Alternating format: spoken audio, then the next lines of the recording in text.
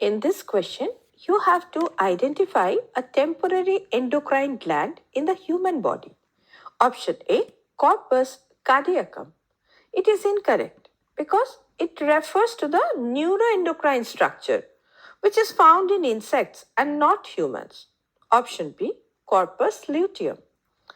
The corpus luteum is a temporary endocrine gland found in the human body rather in the female body, and it forms in the ovary after ovulation from the remnants of the Graafian follicle, and this structure secretes progesterone and some estrogen to support pregnancy, and if pregnancy does not occur, it degenerates after a short while. Now, hence, it is the correct option. Option C, corpus allatum. It is also incorrect because this structure is also found in insects and not in humans. Option D, pineal gland.